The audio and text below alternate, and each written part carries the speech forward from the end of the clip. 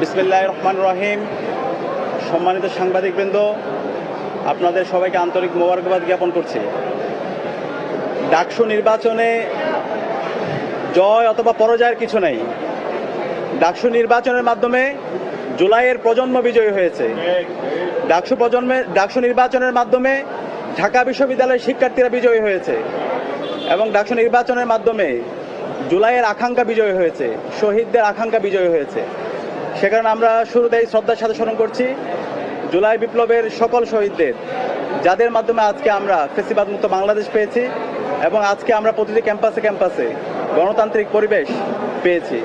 একই সাথে আমরা স্মরণ করছি বাংলাদেশের আজাদী আন্দোলনের সকল শহীদদের, বিশেষ করে মহান মুক্তিযুদ্ধের সকল শহীদদের, 90-এর স্বৈরাচার বিরোধী আন্দোলনের সকল শহীদদের, আধিপত্যবাদের বিরুদ্ধে, আগ্রাসনের বিরুদ্ধে লড়াই আমাদের অগ্রনেতা শহীদ আবরার ফাহাদ সহ ক্যাম্পাসের ছাত্রলীগের নির্যাতন নিষ্পেষণে যতজন শহীদ হয়েছে সকল শহীদদের আল্লাহ পাক সুবহানাহু ওয়া তাআলা সকল শহীদদের জান্নাতুল ফেরদৌসের মেহমান হিসেবে কবুল করুক, আল্লাহুম্মা আমিন।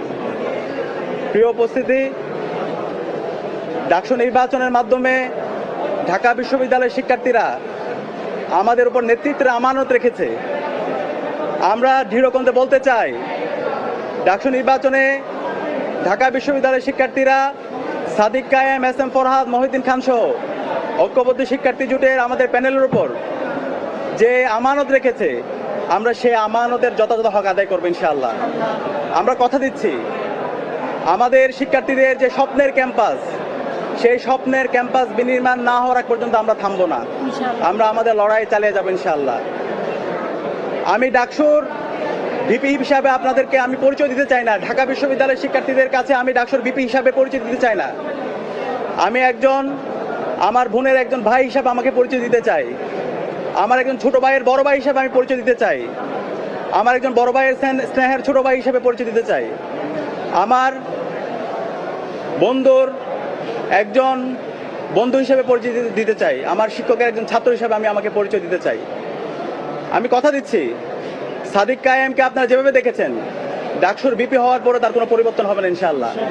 শিক্ষার্থীদের যে কোনো সমস্যা, ব্যক্তিগত সমস্যা, পারিবারিক সমস্যা, ক্যাম্পাসের বাইরে যে কোনো সমস্যায় তার পরিবার যেভাবে পাশে থাকে, আমরা ইনশাআল্লাহ কথা দিচ্ছি ঢাকা বিশ্ববিদ্যালয়ের প্রতি শিক্ষার্থীর পাশে আমরা আমাদের সবটুকু দিয়ে পাশে থাকবো ইনশাআল্লাহ।